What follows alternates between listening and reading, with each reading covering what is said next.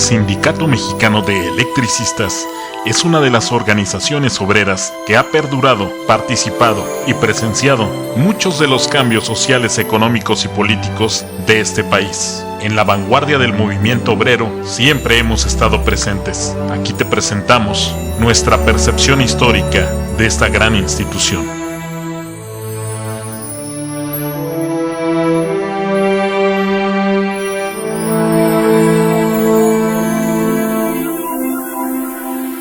El Hijo del Aguizote fue un periódico que también funcionó como revista satírica mexicana, fundada en 1885 por Daniel Cabrera Rivera y Manuel Pérez Vivins, junto con Juan Sarabia. En julio de 1902, Ricardo y Enrique Flores Magón arrendaron la publicación y se encargaron de la edición. En sus páginas aparecieron notas como la siguiente: Lleve el Hijo del Aguizote, extra, extra. El salario de los trabajadores mexicanos es muy bajo, no alcanza para los niveles que ostentan los precios de los artículos de primera necesidad. Con un salario de 25 a 75 centavos, ninguna familia de trabajadores puede solventar los requerimientos mínimos de vida. Lleve el Hijo del Aguizote, llévelo, extra, extra.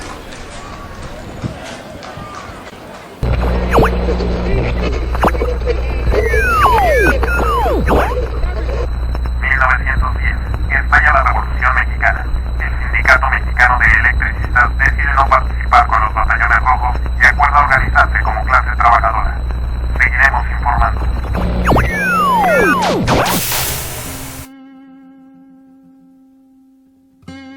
A continuación, te presentamos un artículo de la revista Lux de noviembre de 1928, escrito por Luis R. Ochoa, titulado Reminiscencia Sindical para el Sindicato Mexicano de Electricistas. Allá por el año de 1908, un grupo de entusiastas camaradas llenos de energías, de ideas modernistas y socialistas por excelencia, empezamos a buscar la manera de agruparnos con el fin de hallar el mejoramiento colectivo, tanto moral como material, con toda voluntad y buena fe, a tal grado que si hubiéramos encontrado la muerte por este motivo, de antemano la dábamos por bien empleada, si tenemos en consideración que por aquel entonces era un verdadero peligro comulgar con tan semejantes ideas. Hacíamos nuestras juntas en la casa de los señores hermanos Rafael y Silvestre Sánchez, antiguos obreros de la Compañía Mexicana de Gas y Luz Eléctrica, y que vivían en la calle de la Nana, actualmente segunda de San Juan de Dios, y que está precisamente frente a la subestación de la Nana. Pero llegó el momento en que ya no había el espacio suficiente para contener a la cantidad de concurrentes, y tuvimos que reunirnos en distintos lugares, como nos era dable, para lograr nuestro objeto. Pero como desgraciadamente, y nunca faltan los traidores, nos delataron ante la gerencia de la Compañía Mexicana de Luz y Fuerza S.A., la cual, después de separar a varios y amonestar a otros para que desistiéramos de nuestros propósitos, so pena de ser destituidos. Y como no había ley que nos protegiera, tuvimos que ser consecuentes y esperar mejores tiempos, dejando transcurrir 2 años más, renaciendo el rescoldo de nuestra idea en 1910, en que reanudamos por segunda vez nuestras actividades con mayores bríos, tacto y sigilo, para no fracasar como la primera vez. Persistimos como de costumbre en nuestra propaganda, juntas a salto de mata por donde nos era fácil, hasta reunir un núcleo como de 200, respetable número para batallar en buena lid. Tuvimos varias reuniones en el centro de dependientes, situado en la tercera calle de Tacuba, y con motivo de no despertar sospechas, le dimos el cariz a nuestra agrupación de mutualista, naturalmente con el fin preconcebido de convertirla en sindicato de electricistas a medida que el tiempo nos fuera propicio. Es decir, la vestimos con la piel de oveja y más tarde transformarla en la más fiera pantera que defiende a su rebaño. Desgraciadamente, como de costumbre, predomina la ley del más fuerte. Se le da todo género de informes a la compañía y separa un puñado de compañeros, entre los que salieron Morones, Leduc, Frutos, Moreno y otros que sería largo enumerar, recibiendo el resto que quedábamos trabajando estas palabras a secas por los señores Fieschi y Foley. O sociedad o trabajo, palabras que tenían que ser contestadas en el perentorio plazo de 8 horas. ¡Qué ignominia! Y tuvimos que inclinar la cerviz, porque debemos recordar que se iniciaba la revolución maderista a fin de conquistar mucho de lo que hoy hemos logrado, y aunque acallaron la idea, nunca murió la esperanza de reanudar nuestros propósitos que algún día tenían que llegar. Y así sucedió. Después de restañadas las heridas que nos causó el dolor de ver en la calle a nuestros compañeros por el incalificable delito de querer conquistar los derechos que legítimamente nos pertenecen. A mediados del año de 1914, intentamos por tercera vez trabajar sobre el mismo plano. Naturalmente, los que seguíamos trabajando con el mismo entusiasmo de antaño, conquistando nuevos elementos, y después de varias juntas, como siempre aislados. Pero ya el ambiente era más favorable, porque la revolución, también en el lapso de tiempo que había transcurrido, demostró que la fuerza que claman las masas oprimidas no puede ser contenida aún por las barreras más gigantescas e imaginarias, y sin embargo, nunca abandonamos nuestro plan de ataque y tuvimos que formar nuestra agrupación como un conglomerado de inocentes palomas para despistar a nuestros eternos delatores y pusilánimes consocios. Recibiendo bondadosamente el ofrecimiento del señor Domenzaín para efectuar nuestras juntas en su casa habitación, ubicada en la colonia Hidalgo, Casa El Buen Tono. Ahí se efectuaron varias reuniones que nos sirvieron de gancho para más tarde dar el golpe de estado, y so pretexto de no caber en el lugar antes indicado, citamos para un domingo a una reunión máxima en la subestación de La Nana. Efectivamente, concurrieron más de los que habíamos citado, al grado de tener que juntarnos en la azotea del edificio al aire libre, sin más testigos ajenos a nosotros que un sol de oro bajo un manto azul turquesa como para animarnos. Serían como las 11 y los citados alrededor de 300. Los compañeros Fresaire, Leduc, Enrique, Sánchez, Varela, Carlos de la Peña, Gil, Rosales de la Vega, Antonio Arceo, Ernesto Velasco, Carlos Bud, Harris, Domínguez y muchos más que por el momento no recuerdo, pero que estábamos unificados en nuestro criterio para declarar de una vez por todas la virilidad que deberíamos desarrollar ante tan tremendo problema, a trueque de admitir todo lo que pudiera sobrevenir al tomar esta resolución definitiva. Invitamos a todos los presentes a formar una hilera alrededor de la azotea y con toda claridad les explicamos que no estábamos dispuestos a seguir siendo destrozados como en ocasiones anteriores, debiendo ser lo suficientemente hombres para conseguir lo que tanto anhelábamos, y con tanta franqueza en esa reunión deberíamos correr telones y arrancar caretas, y que los que estuvieran de acuerdo en que se formara el sindicato de electricistas dieran un paso al frente, y los que no, permanecieran en sus lugares. Y como movidos por un resorte, todos sin excepción, avanzaron al centro gritando ¡Sindicato de Electricistas! Enseguida se procedió a cambiar impresiones y se acordó pedir al Departamento de Trabajo, instalado en Minería, facilidades para verificar nuestras asambleas preliminares y organizarnos en debida forma, nombrando al efecto una comisión portadora de una comunicación, con lo que se dio por terminada la primera asamblea de grato recuerdo. El lunes siguiente cumplió la comisión su misión por la mañana, entrevistando al compañero José Colado, jefe de aquel entonces del antes citado departamento, quien con toda gentileza los felicitó por la determinación tomada, augurando para la reciente agrupación un completo éxito y larga vida. A decir verdad, tuvo buen ojo clínico, pues nuestra agrupación, podemos decirlo, modestia aparte, es de las que van a la vanguardia, que tienen más años y que ha conquistado mayores ventajas usando de la prudencia y cordura en la mayor parte de las cosas. Tuvimos la primera asamblea general el lunes 14 de diciembre de 1914 en Minería, nombrando una comisión para empezar a hacer inscripciones, estampando cada uno de los miembros su firma en un libro de registro.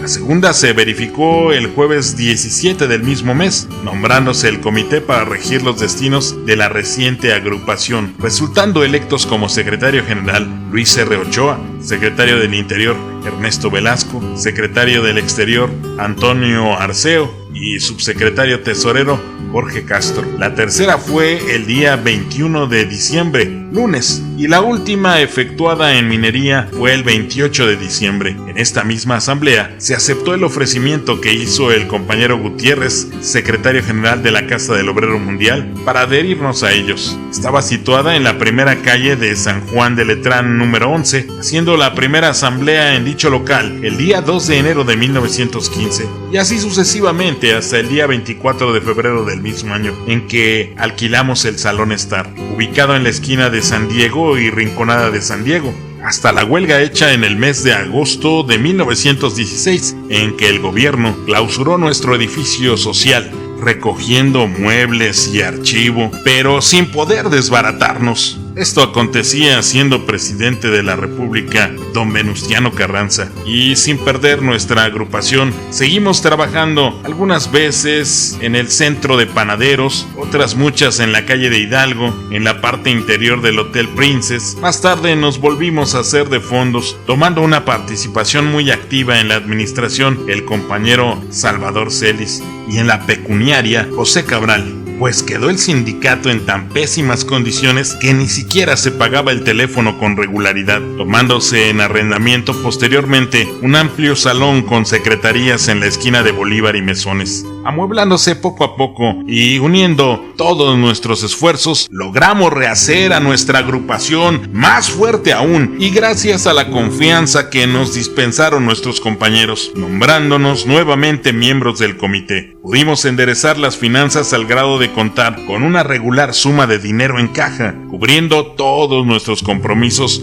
con exactitud. El 1 de mayo de 1926 se compró el edificio que actualmente ocupa el Sindicato Mexicano de Electricistas, en la calle número 9 de la calle de Colombia. Como el movimiento social fue iniciado en todo el mundo, debemos decir con beneplácito que las cosas han cambiado y que se va realizando el adagio de que al César lo del César. Es honrado decir que la compañía, hábilmente manejada por los señores Conway y Fraser, siempre han estado deseosos de evitar conflictos y, por el contrario, siempre buscan las mejores relaciones con su personal sin distinción de categorías, y ayudan de hecho a la agrupación, como lo demuestra la compra del edificio. Se realiza en parte lo que tanto se deseaba: el capital y el trabajo se dan la mano.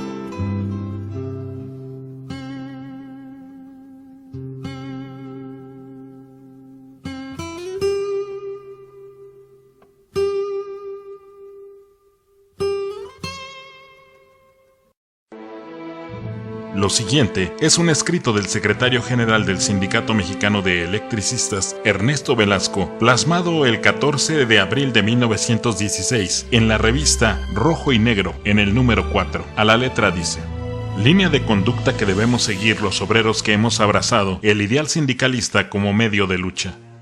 Primero, combatir por todos los medios por conseguir nuestro mejoramiento económico hasta que nos permita distraer parte de nuestros salarios para dedicarla a nuestro mejoramiento intelectual. Segundo, combatir denodadamente la indiferencia hacia todo aquello que signifique adelanto intelectual y material. Tercero, poner todo lo que esté a nuestro alcance para destruir el egoísmo atávico de nuestra raza. Cuarto, cultivar empeñosamente el espíritu de asociación. Quinto, llevar a la práctica todo aquello a que nos hayamos comprometido todo el tiempo que sea indispensable. Sexto, respetarnos a nosotros mismos si queremos ser respetados tanto individual como colectivamente. Séptimo, descubrir públicamente y aniquilar socialmente a los traidores de nuestras agrupaciones. Octavo, cultivar y ejercer el espíritu de solidaridad todos los obreros del mundo, cualquiera que sea la forma en que ésta nos sea pedida, hasta donde sea posible. Noveno, cultivar la rebeldía emancipadora entre todos los explotados. Décimo, contribuir moral y pecuniariamente al mantenimiento de la unidad absoluta de nuestras agrupaciones de lucha sindicalista.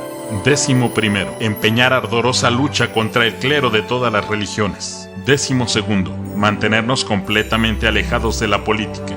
Décimo tercero, llegar hasta el sacrificio en defensa de nuestros derechos. Décimo cuarto, disputar al capitalista por lo menos un 45% de las utilidades brutas. He señalado 14 puntos, solamente como las más salientes características notas que nos han de distinguir, y para apoyarlas voy a entrar en consideraciones de cada una de ellas. El día 16 de julio de 1936, momentos antes del mediodía, los trabajadores que laboraban en el sector eléctrico dejaron de realizar de manera ordenada y sin ningún incidente sus labores cotidianas. Una vez que abandonaron los diversos departamentos de las compañías, fueron colocadas las banderas rojinegras. De inmediato, los compañeros ocuparon los lugares respectivos en el primer turno de guardia, comenzando así una de las huelgas más importantes para el movimiento obrero y, por supuesto, para el Sindicato Mexicano de Electricistas, la de 1936. La huelga, lo primero que hace es una gran movilización para explicarle a la población. No fue una huelga estática, sino fue una huelga la más dinámica que se haya conocido. No eran además arriba de 6,000 en total los trabajadores del ESME. Estamos hablando de una población pequeña a comparación de lo que llegó a crecer el ESME. Pero esos 6,000, solo los indispensables hacían guardias. La mayoría se dedicó a la movilización en el centro de la República, y no solo en el centro. Hubo brigadas a Monterrey, a Guadalajara, a León, a ciudades importantísimas para informar a la gente. Toda la industria, la más importante, estaba en el centro del país, todo paró. Todos los transportes eléctricos pararon, etcétera. De tal suerte que estamos hablando de una huelga general auténtica de 10 días. 10 días sin luz en el centro de la República, no solo la capital, sino también las ciudades aledañas. Incluso las zonas de trabajo del ESME eran más grandes en aquel entonces, porque incluía una buena parte de Guerrero, de Michoacán, el Estado de México, el Estado de Puebla y el Estado de Hidalgo. Entonces estamos hablando del centro de la República que fue afectado por la huelga. La huelga de 36 del ESME, lo adelanto, es una obra maestra. Es una obra maestra del proletariado, y me gustaría explicar por qué es una obra maestra. Primero, porque estuvo muy bien preparada. En 3 ocasiones tuvieron que diferir, prorrogar el término del estallido de huelga, y eso les permitió ir organizando mejor todavía el estallido. Segundo, porque antes de estallarla tenían ya la solidaridad de la CTM recién creada. Tercero, porque cuando se tiene que estallar el movimiento de huelga, quien organiza lo que llamamos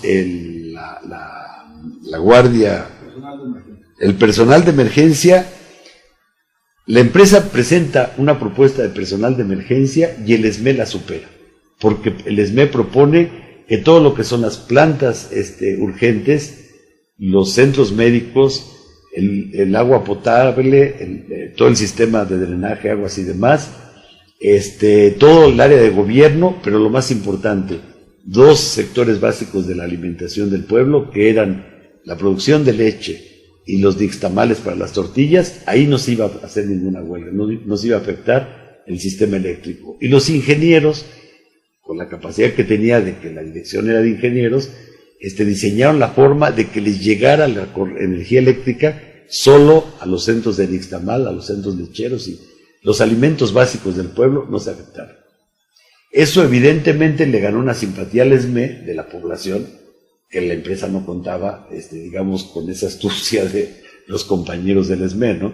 Pero además hay que decir, el tamaño de la huelga no fueron los 6,000 trabajadores que pararon, sino 200,000 trabajadores que pararon al verse interrumpido el sistema eléctrico en el centro del país. Esta ha sido una breve semblanza de los pasajes históricos que ocurrieron en la trayectoria del Sindicato Mexicano de Electricistas. Ahora veremos cómo el ESME continúa su lucha por el derecho y la justicia del trabajador en la época contemporánea. Hoy podemos mencionar que el problema que enfrentan los trabajadores agrupados al Sindicato Mexicano de Electricistas tiene que ver con un modelo económico que se ha impuesto desde los organismos financieros internacionales, desde el Banco Mundial. Y todos estos años, más de 30 años de neoliberalismo, nuestra organización ha tenido que pasar por momentos difíciles. Podemos señalar aquel convenio de delimitación de zonas en 1985, donde prácticamente al sindicato y a Luz y Fuerza le quitaron la mitad de su territorio, más de 22,000 kilómetros cuadrados de extensión, y nos dejan entonces en la zona metropolitana para el desarrollo de nuestras actividades. Podemos también mencionar que en la época de Salinas, que es cuando más se profundiza la política neoliberal en el país de más de 1,000 empresas privatizadas, inició todo el proceso para la apertura al capital internacional, principalmente en la generación de electricidad, con la reforma a la Ley del Servicio Público de Energía Eléctrica en 1992, que curiosamente nuestra organización sindical, pues nadie se opuso, más que algún crepúsculo de trabajadores no organizados que no trascendió en revertir esta reforma de 1992. Podemos entonces señalar que posterior a eso se alcanzó en el 94 un nuevo organismo público descentralizado para luz y fuerza del centro, terminar con la liquidación de la Compañía de Luz y Fuerza del Centro, SADCB, que se estuvo en liquidación desde 1974, que concluyó en el 94 con el proceso de decreto que emitió Salinas, también en Los Pinos, a partir de una iniciativa de ley en el Congreso. Todo eso tenemos que contextualizarlo para poder ubicar en qué momento se encuentra el sindicato en su lucha de resistencia. Nunca había tenido la experiencia de tener unas vacaciones, un aguinaldo, un salario justo, uniforme. Siempre me había explotado el patrón. Tuve la gran oportunidad de ingresar a Compañía de Luz, en donde por medio del Sindicato Mexicano de Electricistas y, como su lema lo dice, por el derecho y la justicia del trabajador, obligaba a la empresa a darnos equipo, capacitación, y en ese sentido todos crecíamos. ¡Bendito sindicato! Cuando rotundamente nos despojan de nuestro trabajo, de momento nos agarraron sin cobrar nuestra semana pendiente y la mayoría vivíamos al día. Entonces fue un problema desplazarnos de nuestras casas para ver qué estaba sucediendo en el sindicato.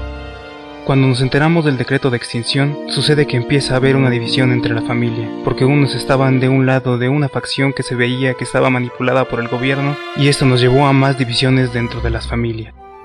Ya en lo personal, como experiencia que me llevo una gratificación infinita y siento que se la estoy heredando a mis hijos como valor. Lo que es luchar por un ideal y hombro con personas que valen por lo que piensan y por lo que son capaces de hacer a costa de dejar a la familia misma. Muchos perdimos a los hijos y a la esposa. Yo perdí mi casa, se quemó. Estaba en el plantón de gobernación y cuando regreso la encuentro quemada. Pero ¿qué sucede? Lo que no nos mata nos hace más fuertes y con la conciencia de que ya más no me puede pasar. Ya me quitaron trabajo, no me queda más que la lucha. Regreso y me monto en un campamento en el Zócalo. Ahí permanezco en las condiciones más precarias que se puedan imaginar, sufriendo la inclemencia del clima, hambre, condiciones infrahumanas, las agresiones psicológicas de soldados, policía federal y del mismo gobierno. Todo esto me lleva a una teoría, que yo expreso que es una conspiración para acabar con nosotros de una manera sistemática, a tal grado que veo a algunos compañeros sufriendo con tics en la cara, otros con parálisis facial, infartos, muertos, reporte de cerca de 30 muertos cada asamblea. Nos están tratando de matar de a poco en poco. Entonces, ¿qué hice? Me dije, contrólate, hermano, ve a la lucha. Esto vale oro molido. Lo que defiendo es mi contrato colectivo. Y lo defiendo no por mí, lo defiendo por mis hijos, por los hijos de aquel. Y en lo venidero, me doy cuenta de que juntos podemos lograr obtener más. Podemos crear una conciencia en la sociedad. Tenemos la capacidad de hacer esa tarea. Desgraciada o afortunadamente nos orillaron a ser políticamente activos y ahora tendremos que influir no nada más en nuestras familias, porque muchas veces es más difícil convencer a nuestras propias familias que a la gente ajena.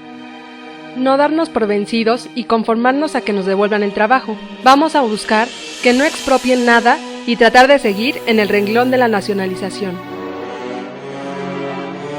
De las mejores experiencias, he conocido gente tan valiosa que me hizo sentir que valgo más, que puedo más y adelante con lo que viene.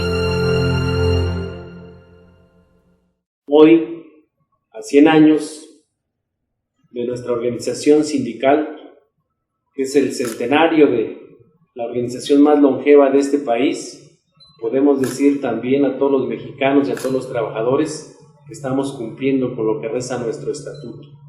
Tenemos ya una propuesta que ha planteado el gobierno en un esquema que nos va a permitir resolver de manera parcial este conflicto, porque en la perspectiva de todos los trabajadores debe quedar muy claro que esta lucha va a terminar cuando recuperemos la empresa pública. Esta lucha va a terminar cuando podamos tener las mismas condiciones laborales que teníamos antes de aquel ilegal decreto de extinción de Luz y Fuerza del Centro del 11 de octubre del 2009.